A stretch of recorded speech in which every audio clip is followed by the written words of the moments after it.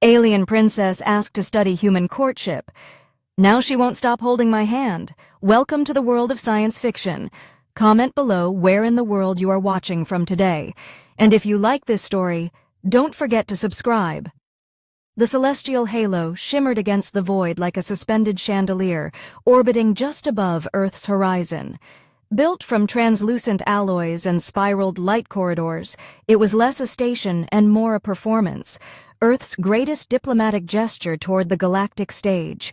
Human delegates in sharp suits and gleaming badges stood shoulder to shoulder with beings shaped like crystals, clouds, and bone-armored reptiles, all swaying under ambient music meant to appeal to a dozen different species' hearing ranges. Somewhere within that swirling diplomacy, storm stood Lewis Carter, adjusting the cuffs of his navy blue jacket and rehearsing his lines. He wasn't nervous. He was prepared, briefed, trained. But the name on his briefing packet made his fingers twitch, Princess Kellan Jarrah of the Ellari Crown. He'd read the files, young, second in line to the throne, known for her restrained expression and ruthless political mind. She rarely left Ellari space, and even rarer was her presence on Earth-aligned ships. The fact she volunteered for this summit, suspicious. Still, Lewis's job was simple: escort her, answer her questions, and don't screw it up. He wasn't here to impress, and he sure as hell wasn't here to get personal. But then the shuttle arrived. The docking bay turned violet with the lights of her ship, a soft-limbed vessel with sails like flower petals unfolding. When she stepped out, all conversation in the docking bay hushed. Her skin was a gradient of pale lilac melting into deep amethyst, and it shimmered with every motion like sunlight on a tide. Her golden eyes didn't flinch or dart. They locked onto his like she'd already memorized his soul. She wore a flowing gown of silver-flecked fabric that moved like liquid, defying gravity and clinging to her form without showing disrespect. She didn't smile, but her stare was unbroken. "Princess Kellan Jarrah," he said, stepping forward and extending a hand as instructed by protocol. "Welcome aboard the Celestial Halo, on behalf of Earth's Diplomatic Corps." She took his hand, not lightly, not symbolically, her claw-tipped fingers wrapped around his palm with intentional grip, and for a moment she didn't let go. Her gaze widened, brows rising just enough to suggest alarm, awe, or something entirely alien. Her golden eyes flicked down to their joined hands, then up to his face. "You offer contact freely?" she asked, her voice like soft metal, and not through a translator. Her galactic standard was perfect. He blinked. "Yes, it's a part of our greeting custom." Her tail long and elegant with a fin-like ridge curled slowly behind her. She tilted her head. "Among my people, such contact carries intention, agreement, promise." Lewis started to pull his hand back. "It's just symbolic, I assure you." But she didn't release him. Her grip tightened just slightly, not painful but deliberate. "Symbolic or not, I acknowledge your promise. As per the rite of introduction, I will be your learning bond for the duration of this delegation." "What?" he said before he could stop himself. The surrounding humans fidgeted. A few aides muttered and looked through files, clearly uncertain if this was part of the plan. Kelly's escort, two tall Ellari warriors with gem-matched armor, made no move to intervene. If anything, one nodded in solemn approval. Protocol was splintering by the second, but no one wanted to challenge it aloud. Lewis cleared his throat. "Princess, there's been a misunderstanding. I think your customs might—" She stepped closer, her face inches from his. "Do you revoke the touch?" His heart beat harder. She wasn't angry. She wasn't mocking him, but her voice had that edge, like someone who wasn't used to hearing no and had no protocol ready in case she did. "No," he said before his brain could catch up. "I just want to make sure we're both clear on expectations." "I expect honesty," she said, "and for you to show me how you're kind, Quartz." His throat went dry. Quartz. She nodded once. "You are designated my liaison, are you not? Then instruct me. What does a handshake lead to? What rituals? What intentions? Is there food? Gift-giving? Lip contact? I have been studying Earth protocols for weeks, but I would prefer direct observation. Behind them, one of the human aides gasped. Louis caught the expression of Ambassador Greer, a man who rarely showed emotion. His lips were pressed so tight they nearly vanished. This was spiraling out of control and fast. Louis gently tried to withdraw his hand again, this time with a small smile. Princess, perhaps we can start with a tour. I'll introduce you to our delegates and we can ease into any cross-cultural learning. She blinked once, then again slower as though digesting that sentence. Finally, she released his hand, though her tail remained near his ankle, just brushing it. Acceptable, she said, but I require proximity. Physical closeness enhances psionic rapport. Also, I find your temperature pleasant. He didn't know how to answer that, so he didn't. As they began walking toward the ceremonial archway, Louis spoke softly into his earpiece just under his breath. Control. I need clarification on Ellari Courtship. Writes immediately. The response crackled in one ear. We're digging now, but that handshake might have just made you her boyfriend. Great, he muttered, glancing sideways. She walked beside him with unshaken grace, not a bead of sweat despite the room's humidity. People stepped aside as she passed, and she never once looked uncertain, as if everything unfolding was exactly what she had planned. And maybe it was. Because as they passed under the stained glass arch etched with the symbols of unity, she leaned toward him and whispered, When do we begin the part where you show me affection? He didn't answer right away, because he had no idea.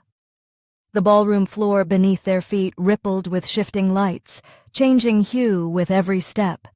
Delegates from across 24 systems mingled between holographic fountains and floating banquet plates, conversing in a chorus of dialects, postures, and pheromones.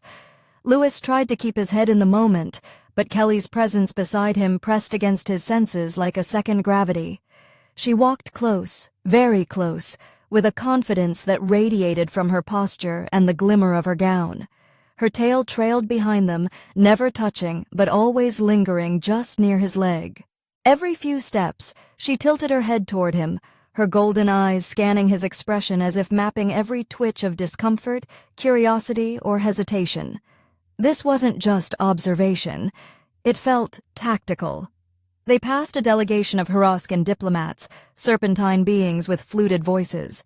The tallest of them turned his gaze toward Kelly, gave a polite bow, then hissed a phrase that Louis couldn't quite catch. Kelly responded with a single raised brow, a minor facial expression among her people, but apparently enough to send the Hrosk in a way with lowered heads. Louis didn't ask what was said. He didn't need to. This wasn't a princess unsure of her footing. This was someone raised for war through diplomacy. So, he said carefully, as they reached a tall arch lined with chrome banners bearing the Earth Council's emblem. What exactly do you mean by studying courtship? You've read about it, sure, but are you following a protocol? A checklist? Kelly's eyes never left him. Our behavioral analysis divisions prioritized first-hand understanding over archived theories. I volunteered to study Terran emotional development and its impact on political negotiation.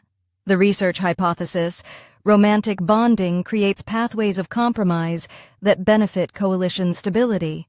He almost chuckled. You're saying love is good for trade deals. Her expression didn't waver. Precisely.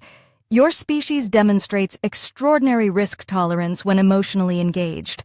I intend to discover if such behavior can be predicted and possibly emulated. Louis shook his head slightly. You could have just watched a rom-com. She didn't respond for several beats. Then, we did 12 of them. One involved something called a prom. Another had a man with no memory kissing a woman in the rain. Inconclusive. He stopped walking. She stopped too, turning her body fully toward him. You mean to tell me? He said. You came here under full diplomatic clearance just to observe human romance up close. With me. She looked at him with the calm seriousness of a seasoned envoy. Yes, you are suitable. His brain snagged on the word suitable. You are socially competent, non-threatening in demeanor, and aesthetically pleasant enough to allow for observation without involuntary disgust reflexes. Your file also shows high situational adaptability. I require a partner who will not panic under scrutiny." "I'm flattered," he said dryly. "You should be," she answered with no trace of sarcasm. As they resumed walking, Lewis rubbed the back of his neck, trying to process the situation. A few steps later, Kelly reached out and took his hand again. Her fingers wrapped around his, warm and gentle, but undeniably firm. He glanced down, then up at her. "Oh, this again." She tilted her head. "You did not protest the first time. Am I incorrect in assuming this is welcome?" "It's complicated." "I intend to simplify it," she replied. "I require continued proximity to analyze emotional resonance. Touch accelerates this." Lewis wanted to argue, but the sensation of her hand around his made him hesitate. It didn't feel bad. It felt unexpected. He wasn't being humored or manipulated. She meant every word. That made it harder to dismiss. Their walk brought them to a towering projection of the Earth-Ellari trade accord proposal. Several delegates stood nearby, including humans, Ellari, and 2 fourrés and scholars scribbling notes with feathered limbs. Kelly's sudden presence caused a ripple. The closest delegate, Ambassador Doru from the Luna Coalition, bowed awkwardly. He smiled at Lewis, then turned to Kelly. "Your Highness," Doru said carefully, "we didn't expect your attendance at the proposal reveal. Everything proceeding to your liking." Kelly's answer was immediate. "The human bonding is progressing. He has not yet confessed affection, but shows signs of nervous anticipation. I am confident the courtship phase will advance by second rotation." Doru's eyes widened slightly. Lewis nearly choked on air. "I think what the princess means," Lewis cut in quickly, "is that our cultural exchange is going well, and she's adapting to our colloquialisms." Doru nodded slowly, trying not to show amusement or alarm. "Of course. Well, do let us know if you require anything." As the ambassador walked away, Kelly's expression didn't shift, but her hand squeezed his once inquired amusement. "You deflected smoothly, I approve." "I'm not trying to embarrass either of us," he muttered. "Just trying to make it out of this summit without sparking an interstellar incident." "You misunderstand," she said. "Your instinct to protect my reputation from your cultural assumptions is part of what makes you compelling." "Compelling?" he echoed. "You mean suitable again?" She gave a very subtle smile, that too. Before he could respond, his earpiece crackled. "Lewis, situation in Chamber 4. We need you now. Counselor Bryn's about to walk out over Clause 9. He touched his earpiece on my way. Kelly turned with him as he started walking faster. "Explain what is Clause 9? Territory dispute over orbital mining lanes. Earth once shared resource rights. The Regari want full ownership." She nodded. "I can assist. I've studied the Regari negotiation patterns." "Wait," he said. "That wasn't a request for help." "I insist." Lewis paused halfway down the corridor. "Look, Kelly, this is important, and you're a princess, not a mediator. If this falls apart, Earth's trade future gets delayed by years." Her tail brushed his ankle again. "Then allow me to help prevent that. I did not come to your world to float in a ballroom and wear sparkling silk. I came to see if emotional bonds can be the glue between species who would otherwise drift apart." "Let me do something, Lewis." The way she said his name hit different. Not robotic, not royal, personal, and it made him relent. "All right, but follow my lead." She gave him a nod of trust.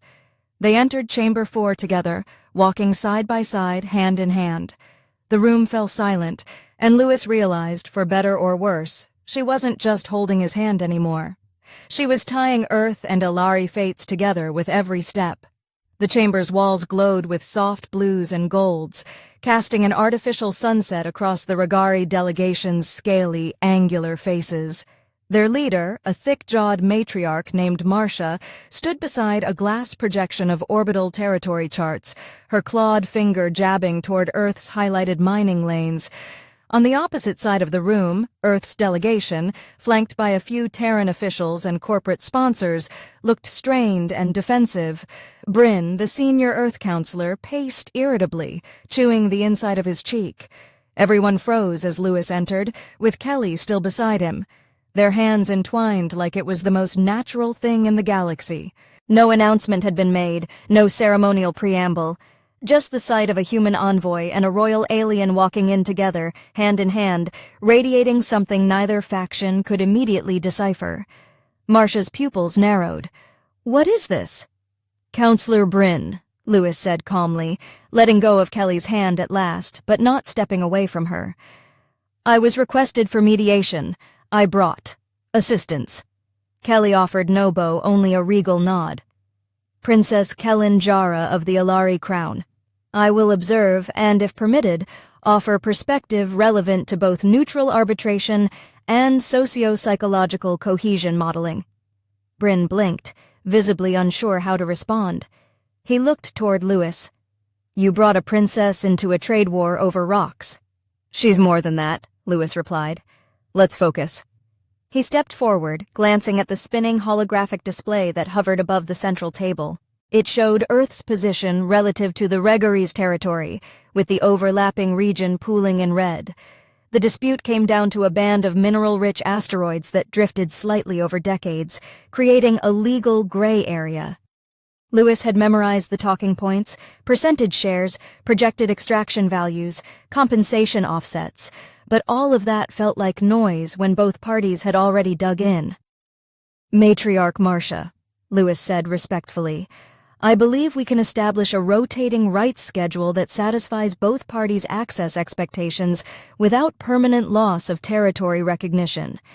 Think of it as a shared garden, each season a new caretaker." Marcia growled low. "Your metaphor is patronizing. The Regari do not rotate ownership. We seize, we earn, we maintain." Kelly stepped forward smoothly, her voice a striking contrast to the growling tones in the room. Yet the Regari were once nomads of the Elkar belt. Your ancestors lived on shifting tides, never claiming, only dwelling. Marcia turned toward her, eyes narrowing. "You speak history as if it changes the present." "It defines it," Kelly said. "The Ellari once claimed starlands as divine inheritance. We learn the galaxy does not care for declarations. It only listens when two voices speak together. Harmony is strength. Isolation is eventual silence."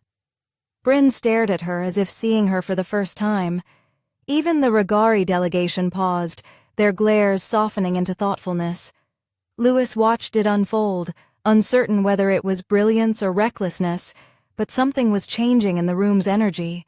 Not compliance, but curiosity.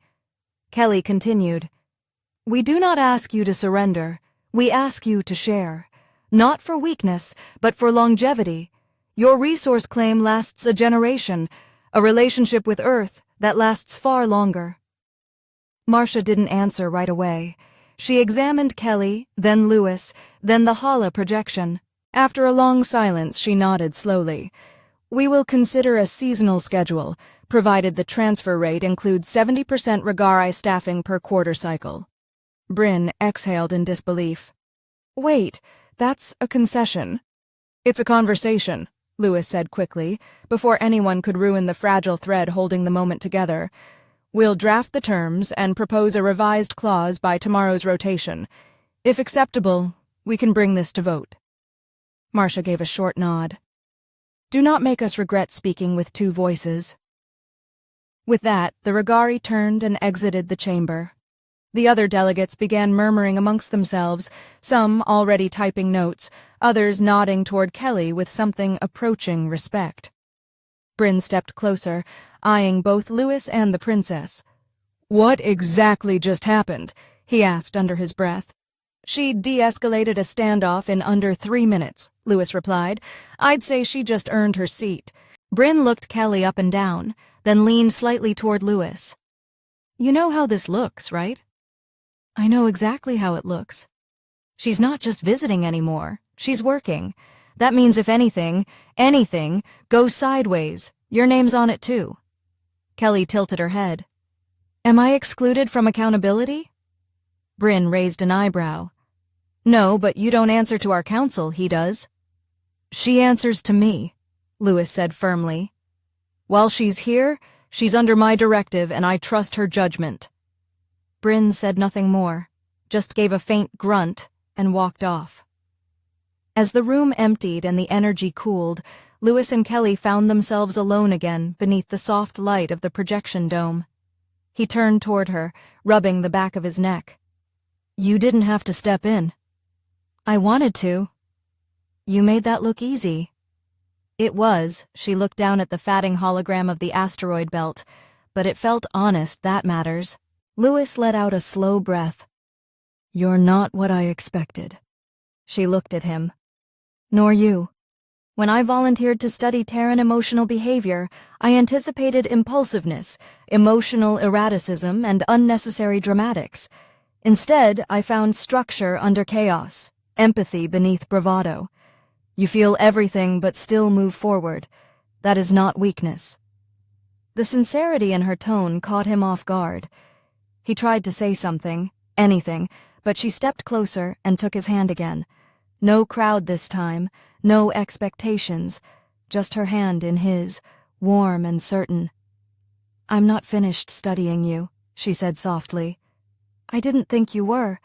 I don't just want to understand how humans love, she added. I want to know what it feels like to be loved by one. He blinked. That sounds dangerously close to emotional involvement. It does, she agreed, not looking away. Their fingers stayed entwined as the last light dimmed around them. Somewhere in the distance, a new message blinked on Lewis's wrist link, an alert marked urgent. But for the first time since the summit began, he ignored it. The lighting in the guest quarters was soft and amber, designed to mimic a Terran sunset, but Lewis barely noticed it. He sat on the edge of the curved couch, elbows on knees, processing the quiet weight of everything that had happened since Kelly first landed. The Regari compromise had gone to draft. Councillor Bryn had sent a terse commendation that felt more like a warning, and the Ellari delegates had retreated to their section of the ship, clearly divided about Kelly's unexpected involvement in negotiation. None of that was what kept Lewis awake. It was her voice, her presence, the way she looked at him like he was a puzzle she couldn't wait to solve, and her steady insistence on staying close, not demanding, not clingy. Just quietly certain that their bond, however it had begun, meant something that wasn't temporary. The soft chime of the door made him straighten. When it slid open, Kelly stepped inside without ceremony. Her gown had changed, this one darker, more regal with a high collar and subtle star patterns shifting across the fabric like drifting constellations. She didn't ask to enter. She acted as if she had the right, and part of him wondered if somehow she did. She looked at him with calm intent, then crossed the room and sat beside him without a word. Her tail curled near his feet. I didn't summon you, he said, voice low. I know, but I felt. Something like unease. Your mental signal carries tension even through unbonded space. He blinked at her. You're saying you sensed I was stressed? Yes. I didn't realize I was broadcasting that loudly. Only to me. She reached out slowly this time and placed her hand over his. Not a grip, not forceful, just presence. You carry burdens that you think are yours alone. That seems common among your kind, but I chose to be your counterpart here. Let me share it. He exhaled through his nose, not pulling away. I didn't expect this to be real. You here, holding my hand, talking like this? You expected a ceremonial guest with distant smiles and rehearsed lines. Yeah, and now I've got a woman who lectures ancient nomads, negotiates better than our ambassadors, and talks about emotional resonance like it's tactical doctrine. She leaned slightly closer. Because it is. Emotion when acknowledged can be a shield. When ignored, it becomes a blade. He stared at her for a long moment, his mind cycling through half-formed questions. He didn't ask any of them. Instead, he said, When did you start taking this seriously? Was it the handshake, the regari room, the first time we locked eyes? The moment you didn't let go, she said without hesitation. When I tested the hold you met it, you didn't flinch. You didn't pretend not to notice the implications. You wanted clarity, not avoidance. That mattered. Louis nodded slowly. You talk like someone who spent a long time watching people pretend to care. I have. In the royal courts of Ellari Prime, we wear sincerity like a costume. I was raised to use affection as a bargaining chip, but with you, I wanted to unlearn that. You don't posture, you anchor. He chuckled softly. That might be the first time anyone's called me an anchor. You are, and it terrifies me. He turned to look at her. She wasn't joking. For all her poise and elegance, there was vulnerability now, raw and unguarded, not weakness, just truth. I don't know what I'm doing, he admitted. This wasn't in any of my training manuals. How to handle the romantic interest of a galactic princess. There's no section for that. Then we learned together. She stood slowly, walked across the room, and stopped at the panel near the window. With a simple motion, she opened the screen to reveal the orbital view, Earth hanging below like a painted sphere, bands of light from the celestial halo's projection system sweeping through its atmosphere. The stars behind it glittered like scattered glass. He joined her standing close, but not touching. She didn't reach for his hand this time. She waited. Why me? He asked after a moment. Sure, I was the one assigned to greet you, but you could have dismissed that handshake, called it a misunderstanding, claimed cultural misfire, and walked away. But you didn't. You leaned into it. She took a breath. Because I needed someone who didn't already want me, someone who wouldn't perform for power or favor. You looked at me like a person, not a title. I didn't know who you were at first. And that was perfect. They stood there in silence for a while, not awkward, just quiet, comfortable, the kind of stillness that didn't demand to be filled. Then she added, I had another reason for coming here, not in the briefing files. He turned. What kind of reason? My succession is being challenged, internally. A faction within the council believes I'm too sympathetic to foreign species. They see diplomacy as weakness. If I return home with no results, I lose political capital. But if I return with something undeniable, something emotional, real, they can't refute it. Louis frowned. So I'm part of your political defense. You're part of my truth. That's more powerful than defense. He took a step back, needing a moment. I don't want to be used. You are. That's why I told you. She turned to face him.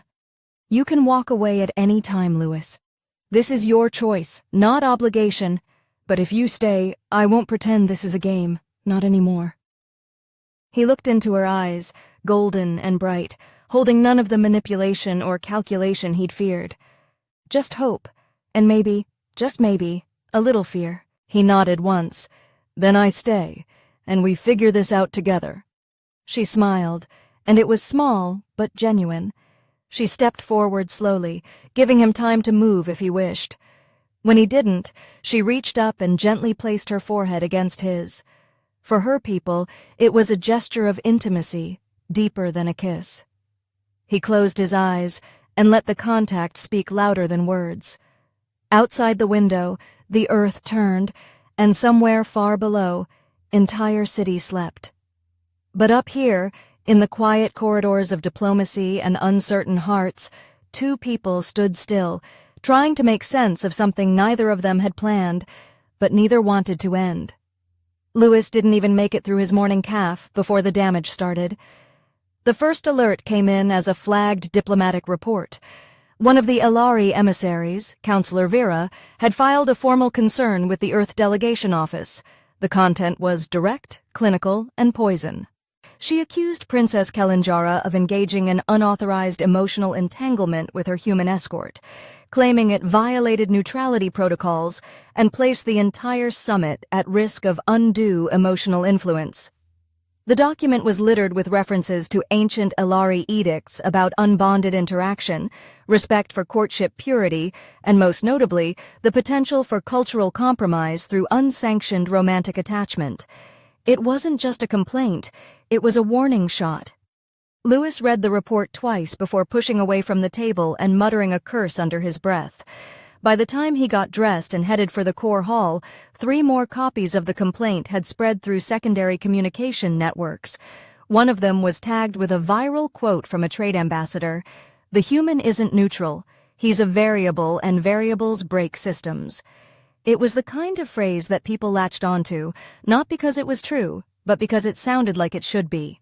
When Lewis reached the council rotunda, the air was already thick with tension. Delegates leaned in close over their communication pads, whispers sharpened to blades. Some human reps gave him a nod of sympathy as he passed. Others avoided his eyes entirely. What worried him more were the Ellari, stone-faced, motionless, unreadable. Only one of them gave the faintest flick of an ear in acknowledgement as he passed, and Kelly wasn't among them. He found her in a side chamber, not packing, not hiding, but standing tall beside a long glass interface showing galactic diplomatic news feeds. Her arms were crossed, her expression unreadable, but he saw the twitch of her tail as it thudded softly against the wall at intervals, her only outward show of irritation. When he stepped in, she didn't greet him with a smile. She didn't need to. "You saw it," she said. "I did. I thought they'd wait until the vote, but they're pressing early. They think this weakens me." "It does," he said honestly, "at least politically." She nodded, accepting the truth without flinching. "Vera's faction has been trying to discredit my position since I first supported the Terran Accord. To them, intimacy with an outsider isn't just dishonorable, it's betrayal." Lewis stepped closer, lowering his voice. "And you're telling me this now because you need to decide if you're willing to stand beside me when the storm hits," she said, turning toward him fully. "They won't just challenge me. They'll challenge you, your authority, your credibility." "They already have," he muttered. "Some of the Earth reps think I've been compromised, that I'm not thinking straight because of you." "Are you?" she asked, tone even. "No," he said, then quieter. "But I'm not pretending I don't care." That broke through the tension. She stepped closer, her voice gentler now. "I never wanted you to lie. I only wanted you to choose." Before he could answer, a chime echoed through the chamber. A wide panel broadcast flickered on without request. Emergency override. The Central Summit Hub had gone live for an unscheduled address. Vera's face filled the display, serene and authoritative, framed by the crystal-sculpted geometry of the Ellari High Council seal. Her voice rang clear. In light of the recent revelations concerning Princess Kellan Jarrah's interactions with her human counterpart and the apparent breach of cultural protocol during an active diplomatic summit, I am invoking Article 14 of the Air Conduct Accord. Effective immediately, she is suspended from further negotiation participation until the matter is reviewed by full council quorum. The screen cut off. Lewis turned slowly to Kelly. She didn't speak, she didn't blink, but the thud of her tail stopped. "So that's it," he said after a moment. "They pulled you off the field, for now." "And what do they expect you to do? Apologize, withdraw, declare our connection a diplomatic misstep? They expect me to fade, to retreat in shame and let Vera carry the vote uncontested. And are you going too?" "No." She met his gaze fierce and steady. "I'm going to fight." He took a breath. "Then so am I." A beat passed between them, more solid than any contract. Then her comms implant buzzed. She answered with a tap. "Go," she said. A voice on the other end, distorted slightly but urgent, rushed through. "There's a message from inside the delegation. Anonymous drop. Encryption level 6. I'm sending it to your internal buffer." Kelly's eyes narrowed. After a moment, she nodded once and ended the call. Her hand flicked toward the air, and a translucent projection hovered in front of them. It wasn't a message. It was a surveillance snippet. They both leaned closer. It showed a narrow maintenance corridor. No cameras should have been recording there. A shadowy figure, obscured beneath a hooded diplomatic cloak, approached a human delegate. The timestamp was from 3 hours before the complaint went public. The two exchanged a small device. Then the cloaked figure turned just enough for the light to catch the corner of a face. Lewis inhaled sharply. "That's Senator Raylan, Earth delegation. And that," Kelly added, freezing the image, "is a fragment of Vera's encryption crest. They orchestrated it together." Lewis stepped back, mind racing. "They're not just upset. They're colluding. They planned the scandal." "To discredit both of us," she said. He looked at her. "We need to go public." She nodded. "But carefully. Truth is only effective when delivered to the right ears. I can get to the media relay on Deck 7, quietly, but if I do, it'll burn every neutral bridge I've got left."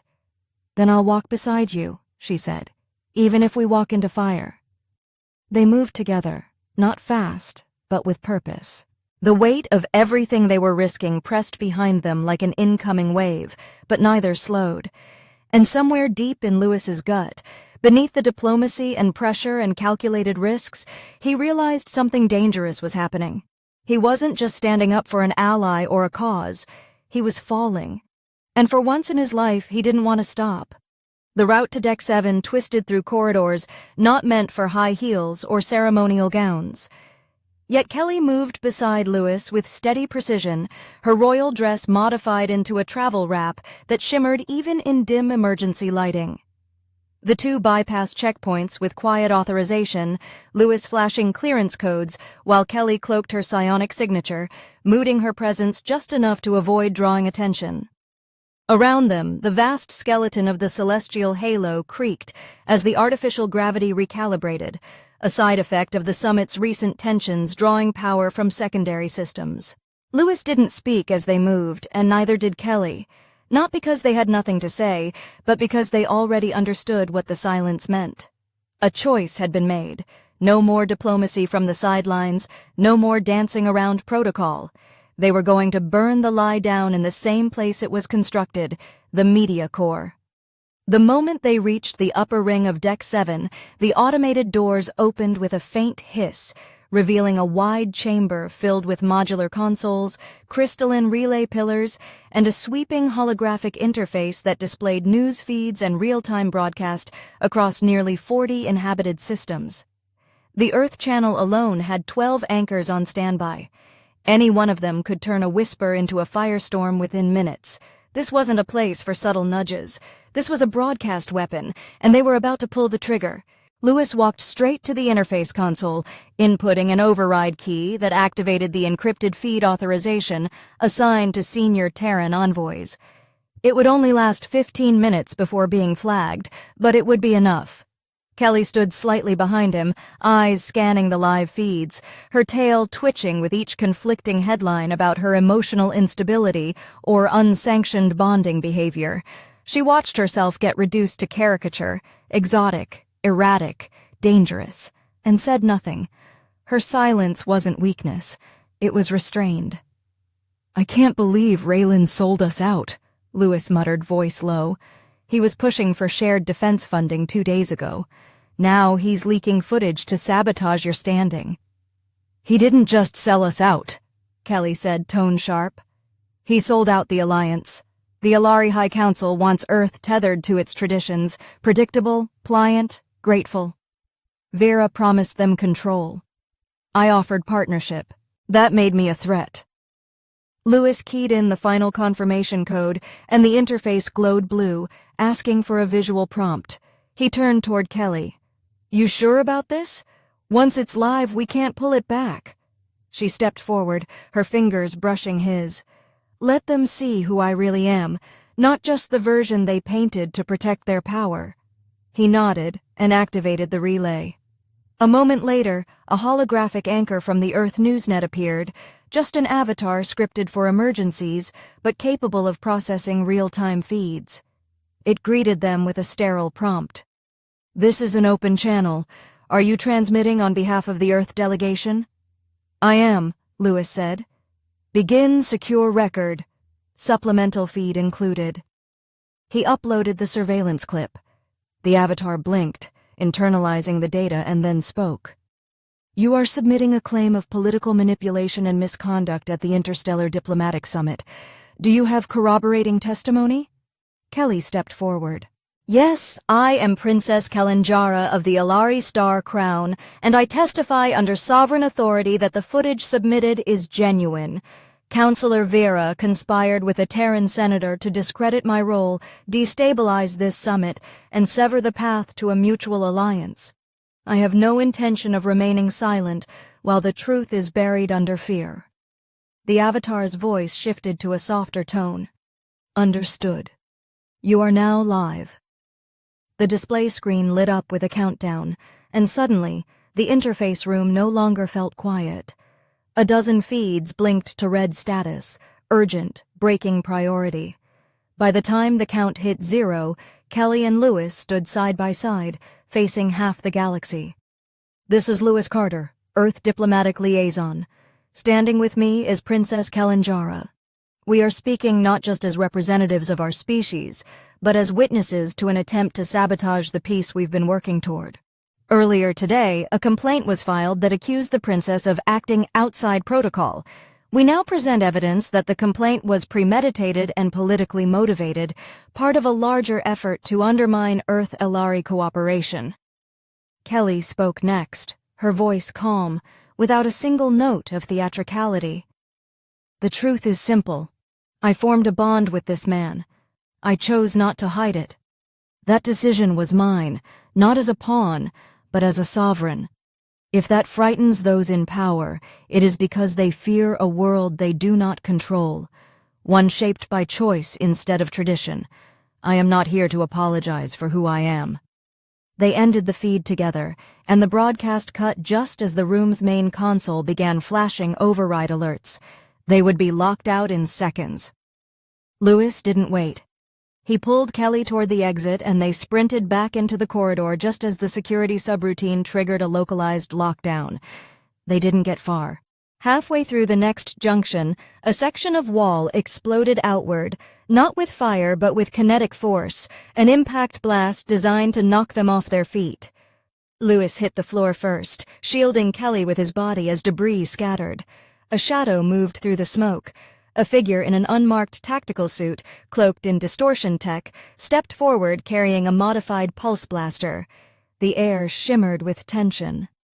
Kelly rose before Lewis could stop her. Her eyes glowed faintly with psionic charge, and her voice turned colder than he'd ever heard it. "Stand down now." The figure didn't respond. It aimed. Kelly struck first. A burst of invisible force lashed through the hallway, slamming the attacker into the bulkhead with enough power to crack metal. They crumpled, dazed but alive. She knelt beside Lewis, checking him without speaking, her hands scanning his arms and shoulders.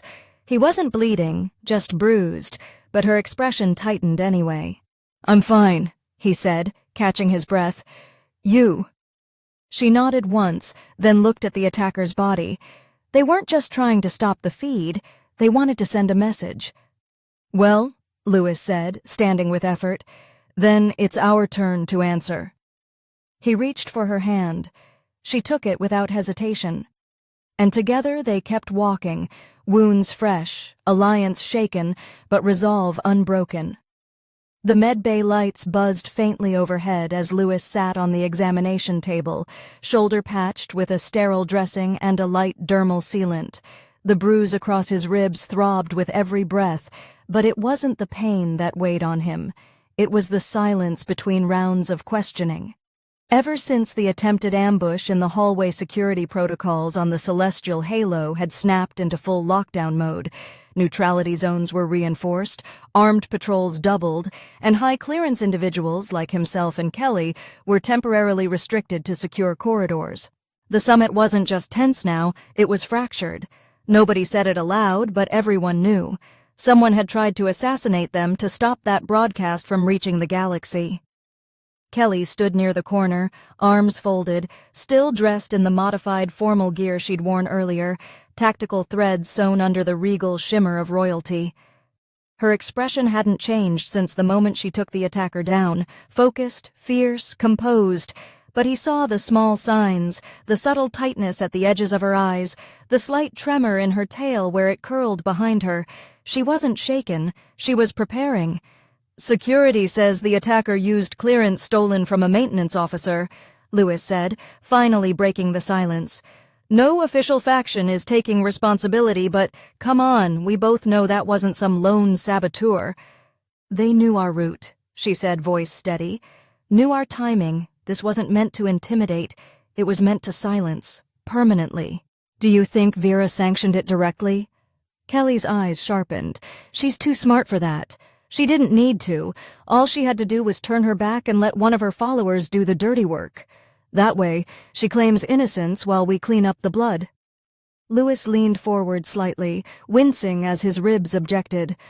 "I've sent copies of the footage to 3 neutral mediators across the Summit Council. If anything happens to us, it still gets published galaxy-wide." "Good," she said, "but that won't stop the political fallout." He looked at her then, studying the firmness in her stance and the calm fire in her voice. "Kelly, what happens if you go back to Ellari Prime after this? If you lose your seat, if they strip you of authority, what then?" She didn't answer right away. Her eyes drifted to the far corner of the room, where a starfield projection shimmered faintly, simulating the view outside the station. "Then I go home as a cautionary tale, the princess who bonded with a human and burned her legacy to the ground, a symbol of what not to be. That's not what I see." She turned back to him, expression softening slightly. "What do you see, Lewis?" "I see someone who had every reason to play it safe and still chose to stand for something better. You didn't just show up here to check a diplomatic box. You fought for peace, for truth, for me." He paused, then added quieter. "You didn't have to do that, but you did." She moved toward him, steps slow and deliberate. "I didn't expect to feel this way about anyone, let alone a human. Our species weren't meant to bond this way. Everything about us is different, touch, rhythm, instinct. But when I'm near you, it feels aligned, like we're not meant to match just to understand, and understanding is stronger than symmetry." He smiled at that, letting the words settle between them. "So what now? We hide until the summit ends, wait for the council to review us out of relevance?" "No," she said firmly. "We go to the floor." Lewis blinked. "You mean the summit floor? The Grand Assembly?" "They'll try to block us. They'll say we're compromised, but if we present the data publicly on record, they can't bury it. The delegates will hear the truth, and more importantly, they'll see us, not as enemies or diplomats or talking points, as partners." "You think that's enough?" "It has to be," she said. "If not, then all this, every risk we took, was for nothing." He stood slowly, testing the bruised side. The pain was sharp but manageable. He looked her in the eye. "Then let's go make noise." She reached out without hesitation, gripping his hand tightly. The gesture was no longer diplomatic or symbolic. It was a promise. No matter what happened next, they were doing this together. The walk to the Grand Assembly was guarded, monitored tense. Neutral security forces flanked them as they entered, and dozens of delegates turned as the chamber doors slid open. Whispers rose immediately. Some leaned toward their aides. Others just stared. The summit floor was structured like a spiral stadium. Each species delegation perched on rising platforms that curved inward toward a central speaking ring. At the heart of it all stood the Unity Core, a pooling prism of energy meant to represent shared purpose. Today it looked dimmer than usual. Councillor Vera stood already at the ring's edge, voice poised and clear. And while the princess's emotional decisions may have been personal, their repercussions are not. We must ask ourselves whether sentiment is a valid tool in interstellar governance or a liability that endangers progress. Lewis and Kelly stepped forward, the murmurs intensified. Vera's gaze snapped toward them. "You are not recognized." Kelly's voice rang out elegant and precise. "Then recognize me now." A pulse echoed through the chamber.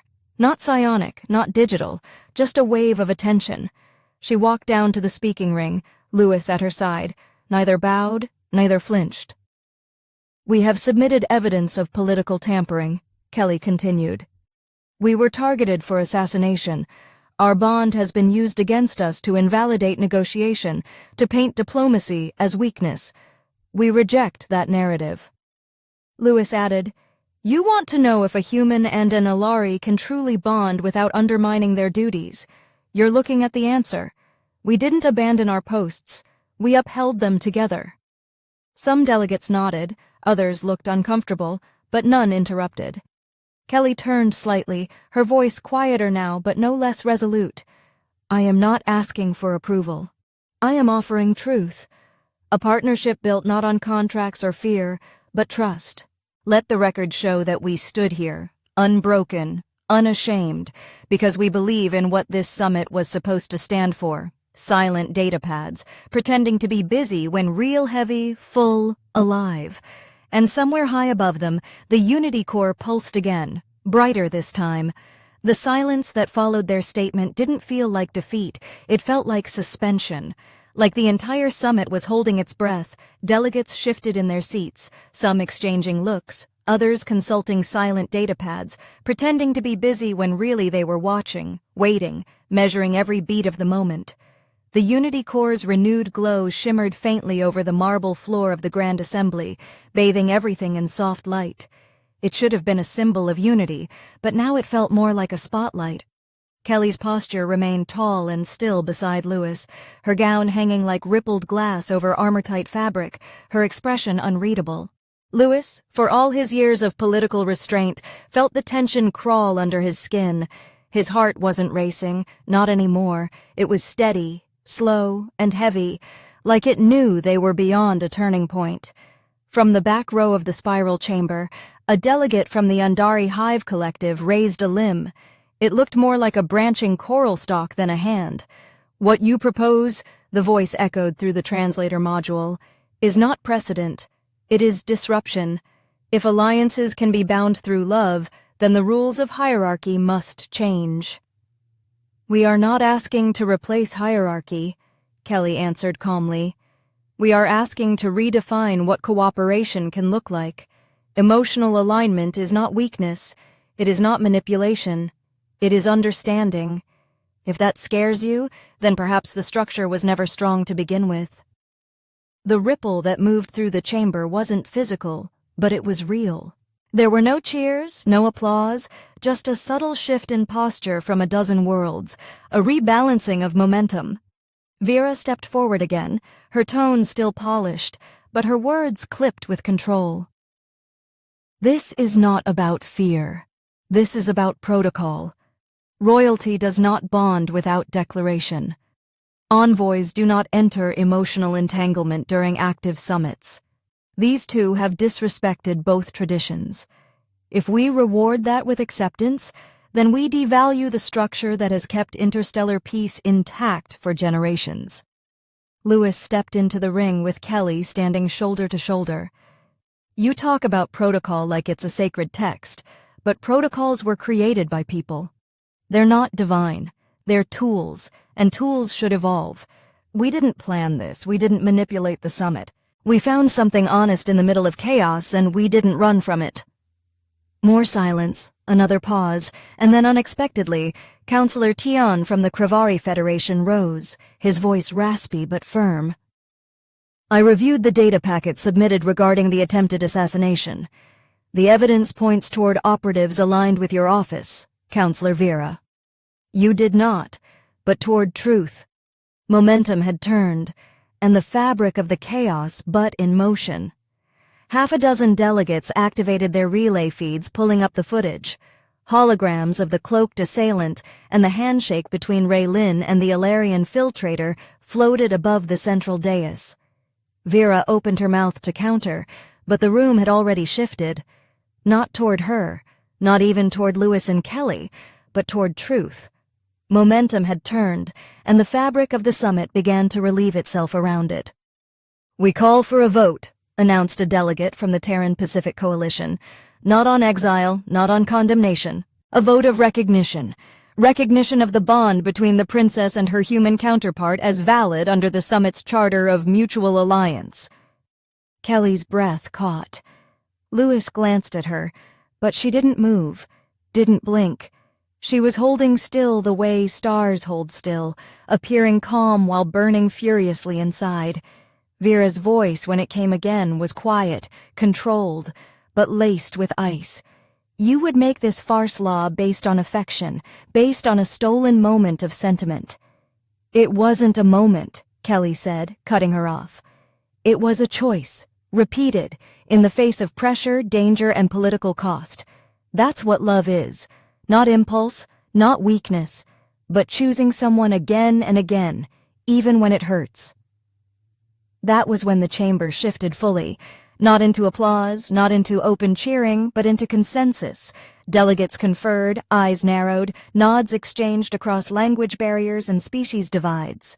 The unity core pulsed again, deep purple now, the color of open deliberation. Votes were cast. It took only 5 minutes, but it felt like hours. Finally, the lead arbiter rose. Her form was cloaked in iridescent mist, representing the Trinary Pact. Her voice sounded like wind over metal. By a margin of 72% in favor, the summit recognizes the bond between Princess Kellan Jarrah and envoy Lewis Carter as legally protected under the Charter of Cross-Species Affiliation. The previously issued complaints are rendered null. Further acts of sabotage, coercion, or obstruction will be treated as violations of summit law. Kelly did not react outwardly, but Lewis felt her hand slide into his, her fingers firm, grounding him in the moment. A weight lifted, but only slightly, because it wasn't over. As the chamber emptied, Vera stood alone, cold and unmoved, but her silence was the sound of defeat. She did not challenge the result, not now, because she knew she had lost not only the political gambit, but the room itself, and in diplomacy, losing the room was worse than losing the vote. Later, in the quiet of a private observation lounge, overlooking Earth's glowing horizon, Lewis and Kelly finally sat without the weight of dozens of eyes. The stars looked closer now. The world felt real again. "I didn't expect it to pass," Lewis admitted. "Not by that much." "They didn't vote for us," she said. "They voted for the idea that things can change." He looked at her. "So, what happens now, when you go back to Ellari Prime?" Her eyes remained on the stars. "I'll be challenged again, probably more forcefully, but now I return with precedent, with recognition, with you." He took her hand again, softer this time. "I don't want to just be a symbol. I want to be in your life, fully, not as a story people tell, but as someone who chooses you every day." She turned toward him, golden eyes warm now, her voice quiet but sure. "Then stay close, Lewis, because I won't walk this alone." And he didn't let go. The celestial halo didn't sleep. Even in the hours between formal sessions and diplomatic briefings, its luminous corridors hummed with quiet energy. The great orbital ballroom, usually filled with music and carefully crafted ceremony, now stood dark and empty, except for the ambient starlight bleeding through the vaulted glass ceiling. Louis walked slowly across the floor, the smooth panels catching his reflection in scattered fragments, as if the galaxy itself were watching. The summit's vote had made their bond official in the eyes of the Charter, but it hadn't ended the tension. Vera hadn't spoken publicly since the announcement, but silence could be more dangerous than outrage, the kind of silence that brewed schemes and shadows. Louis felt the weight of it all pressing into his chest, the consequence of being more than just an envoy now. He wasn't neutral anymore. He wasn't behind the curtain. He'd chosen to stand at Kelly's side, and now every outcome, every conflict would point back to that decision. Not that he regretted it, not for a second, but the cost was becoming clearer. He didn't hear the approach. Kelly moved like she belonged to silence, but he felt her presence as surely as heat from a sun. She stepped up beside him, wearing a sleeveless tunic of woven stardust threads, a more relaxed outfit than usual, yet no less regal. Her hair was tied back, her tail wrapped loosely around her legs, and her expression carried that same unreadable calm that masked the furnace underneath. "They're planning something," she said without preamble. He nodded once. "I figured." The attack before the broadcast wasn't an isolated act. We intercepted a partial communique from a cloaked channel bouncing off the RIM relay. It references contingency plans. Midnight Trace, that's what it's labeled. He frowned. Any idea what that means? No, but my instinct says it's more than rhetoric. Vera lost control of the narrative. That means she'll try to reclaim it through force. Lewis's jaw tensed. Is it aimed at you or us? Both, she said. But I think she'll make it look like something else. An accident, a breach, something deniable. He looked up at the stars, trying to think past the spiral of worry. We can't wait for her to make a move. Not again. I agree. He turned toward her, so we do what she never expected. We take control of the final ceremony.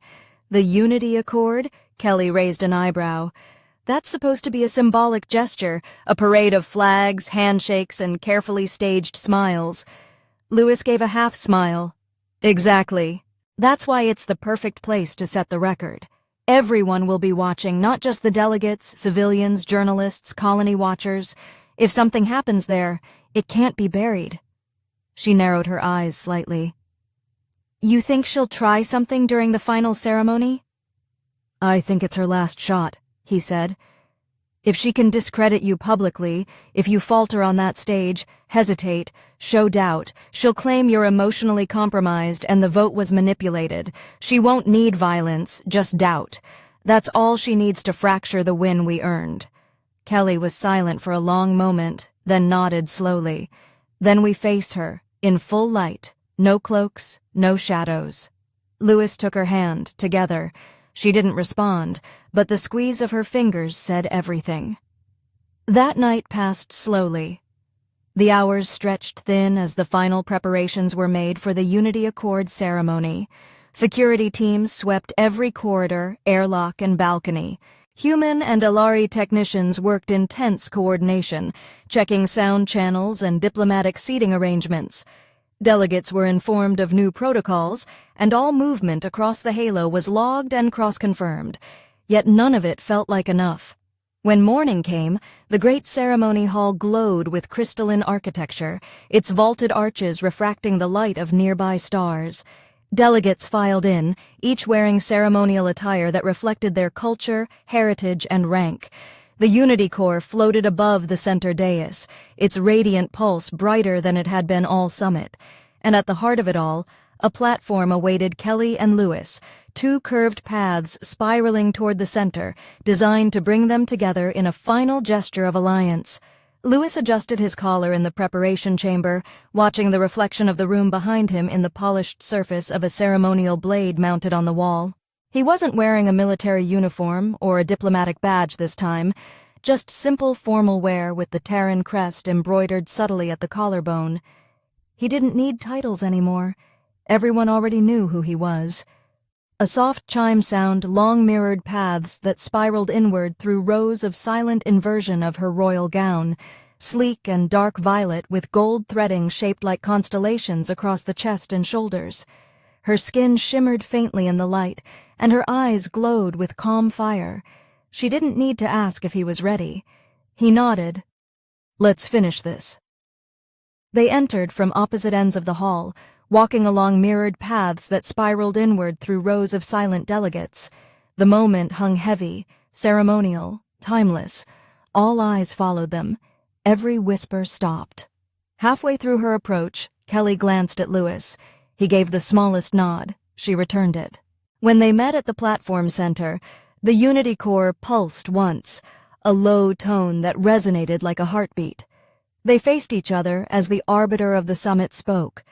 In recognition of alliance through mutual will, shared risk, and declared truth, the Council now honors the voluntary bond of Princess Kellan Jarrah and Envoy Lewis Carter under the Unity Accord.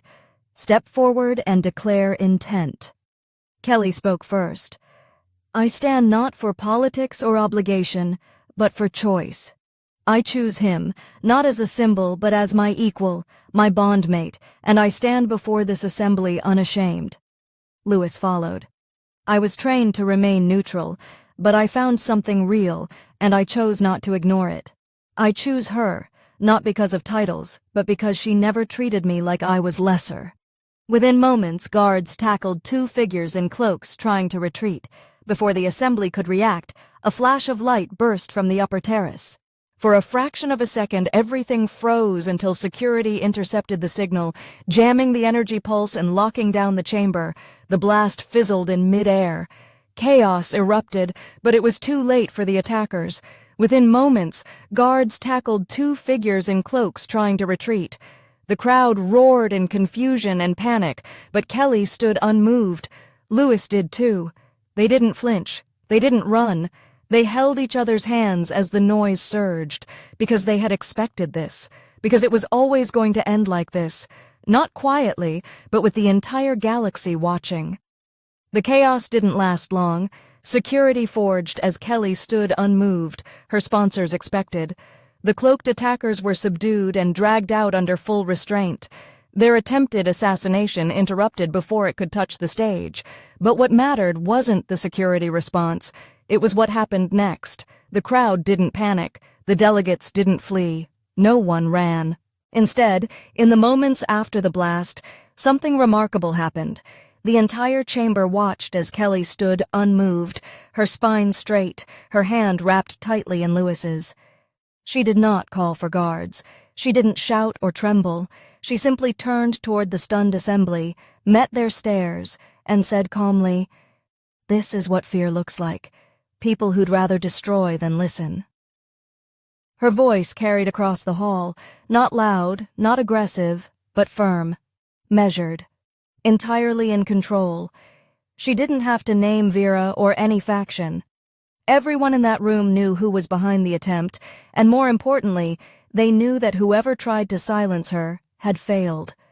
Lewis remained at her side, not because he had to, but because it was where he wanted to be. He felt no shame now, no hesitation, no weight of public scrutiny. The vote had given them legitimacy, but this moment gave them something more undeniable: truth, and truth didn't need approval.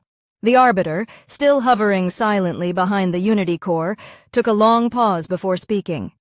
"The Council acknowledges the intent of violence and recognizes the restraint of those targeted. We proceed now not in denial, but in defiance of sabotage." The Unity Accord stands undisturbed. Applauses didn't come quickly, but when it did, it came from unexpected places. A small delegation of Regari warriors pounded the hilts of their blades against the floor in silent rhythm. The Kravari Federation emitted a rising harmonic tone, an ancient gesture of respect. Even the humans not known for their emotional ceremony began to stand one by one, not clapping, just standing, bearing witness, lending presence. And in the middle of it all, Kelly turned to Lewis. "Whatever happens after this, we've already won," she said quietly. "Because we're alive." "No, because we didn't let them take what matters." Lewis smiled, and this time there was no hesitation. He stepped closer and kissed her, not with dramatics or flair, but with clarity. Simple, whole, the kind of kiss that didn't need to prove anything. When they parted, they both knew the story they'd walked into, the one neither of them asked for, had changed into something they now owned, together. After the ceremony, the summit wound down with the strange stillness that followed a storm. The delegates returned to their ships and reports. The media spun headlines for a dozen worlds, and political analysts scrambled to interpret what the new bond between an Ellari princess and a Terran envoy would mean for the future of interstellar diplomacy.